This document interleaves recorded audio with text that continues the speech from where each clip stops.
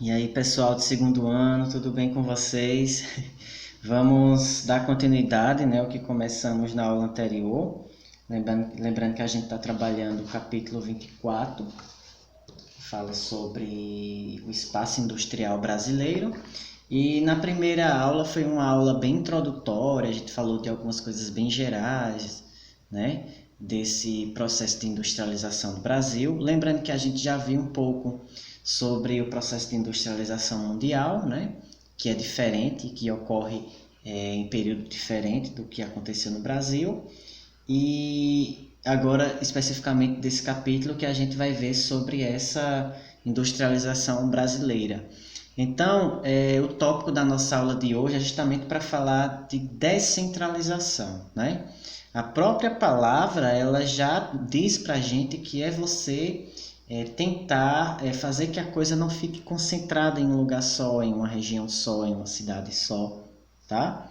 Ou seja, fazer com que as outras regiões do país elas também possam se desenvolver, elas também possam se industrializar e assim gerar renda, né? Gerar emprego e gerar economia para o país, tá bom? Então, inicialmente aqui, não é? Nós tivemos essa ideia de descentralização do país a partir de 1970, né? Que quando o Brasil ele começa a industrialização em 1950, mas esse processo de entendimento de fazer com que houvesse a necessidade de descentralizar vem a partir de 1970, certo? Então, para isso, né, obviamente, chega às políticas públicas, as propostas governamentais para poder integrar esse território, né, poder integrar essas partes do país, essas diferentes regiões, porque a gente sabe que o território brasileiro é um território muito grande, não é? Então aí houve um esforço em conjunto e também um incentivo para a criação dessas outras regiões industriais, né? Até mesmo porque, por exemplo, você pega São Paulo como um polo industrial, né? Lá em urbanização a gente viu que São Paulo, o que é que mais aconteceu na década de 70?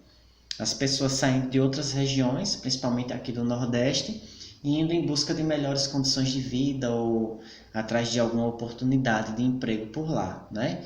Então, essa ideia de descentralizar, fazer com que as outras regiões tivessem também, fossem também industrializadas e tivesse cada vez mais indústrias, seria uma forma de diminuir essa migração, né? De fazer com que as pessoas saíssem do seu lugar de origem e fossem em busca de algum outro tipo de oportunidade em outros lugares, certo?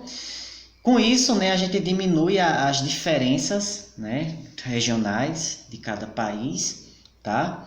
Esse período, para vocês terem uma ideia, né, de 1970 que durou até 1980, essa política de descentralização, né? Então a gente tem aí um registro bem interessante que o livro de vocês traz, né?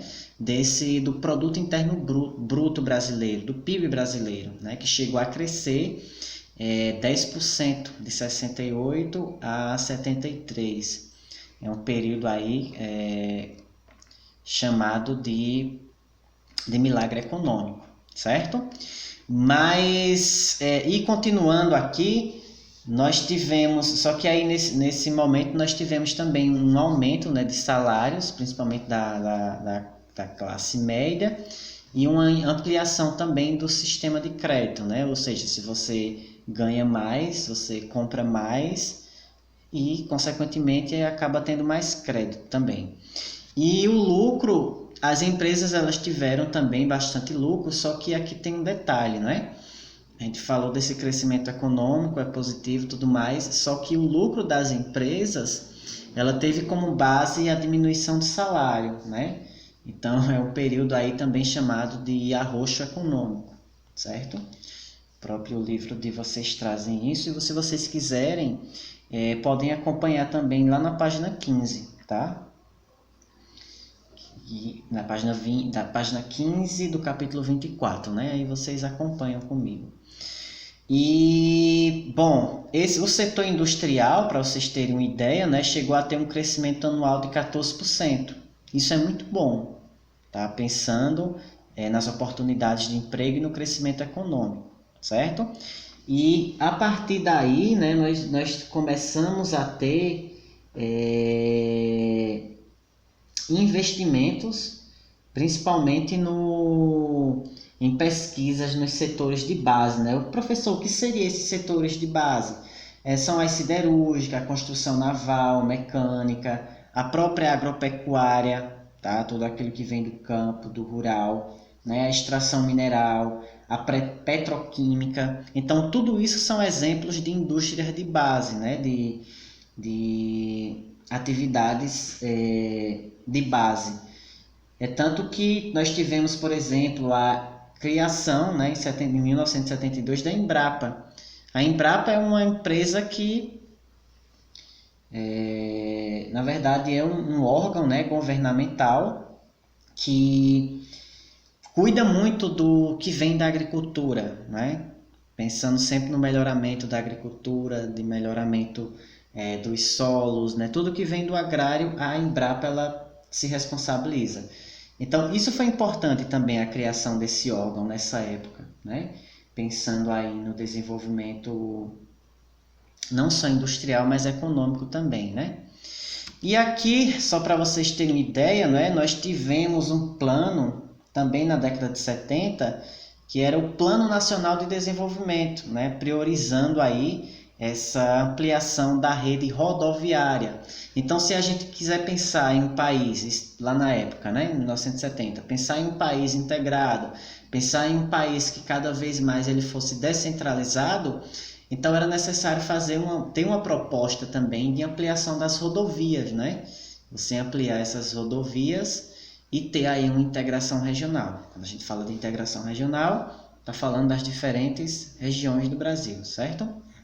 Então essa figura que eu coloquei aí para vocês, ela é bem ilustrativa, né? Então nós temos aqui, ó, a rodovia como exemplo, né?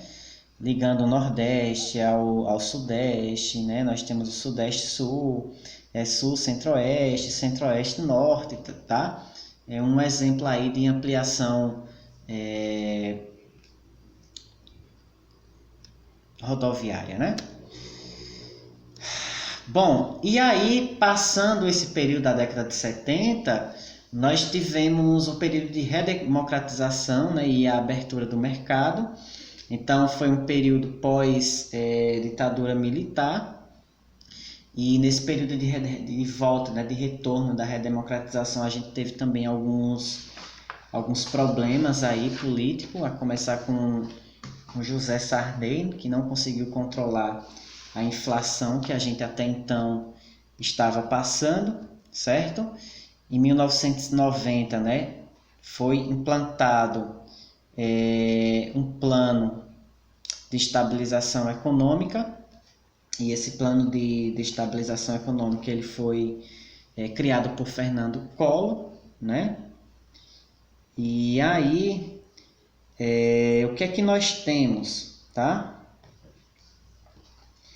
Nós temos que essa proposta de estabilização econômica, para vocês terem ideia, eu coloquei aí de vermelho, né? Congelou preços e salários, reduziu as alíquotas das exportações, né?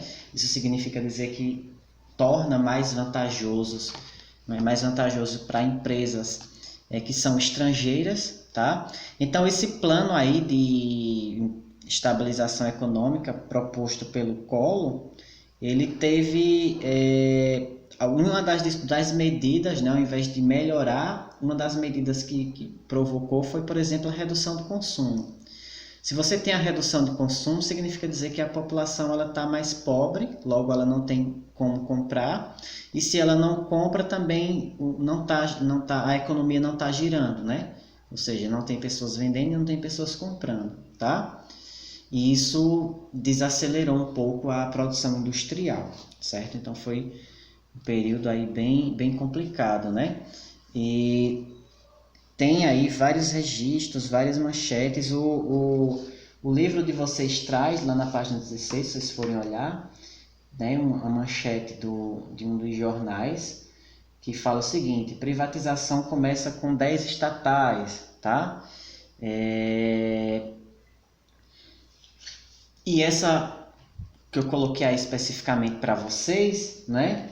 Ela fala um pouco, aborda um pouco sobre no período, justamente nesse período, né, da polêmica que houve quando o plano do governo Collor, ele bloqueou por um tempo as poupanças e as contas correntes das pessoas que tinham mais de 50 mil cruzeiros, por exemplo. Então foi um período bem conturbado assim. E logo depois, né, que Collor sai do poder, entra Fernando Henrique Cardoso em 95 e antes mesmo de 95 nós tivemos, né, o impeachment de Collor em 92 e entra Itamar Franco, certo? Que nomeou Fernando Henrique Cardoso, né, como ministro. E aí o que é que acontece nesse período?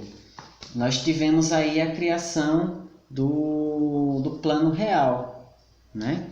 A criação do Plano Real.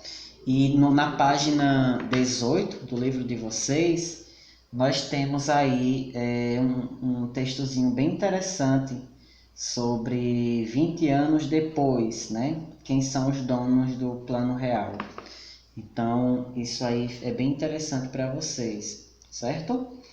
Porque nós tivemos esse período, né? Em 92, Collor sofre um impeachment, Itamar Franco assume a presidência e nomeia Fernando Henrique Cardoso como ministro da Fazenda. E nós tivemos aí esse período, né, de criação desse plano real, tá? Aqui é só mostrando um pouco essa distribuição espacial, tá? De certa forma eu mostrei na aula anterior, mas esse é um mapa mais atualizado. Inclusive tem ele na página 19 do livro de vocês, qualquer coisa aí. Isso são dados relativamente recentes, né? A gente vendo aí como se dá essa distribuição industrial, então a concentração, embora haja todos esses esforços, né? Houve todos esses esforços de descentralizar essa política industrial, mas ainda a gente tem uma concentração muito forte na região aqui, ó, sudeste, né, e sul. No nordeste vem crescendo bastante aqui, ó, você já percebe a presença de muitas indústrias, e a menor região realmente vai ser a região norte, tá, onde pega aí a Amazônia. Certo, gente, por hoje é só. Muito obrigado pela atenção de vocês e até a próxima.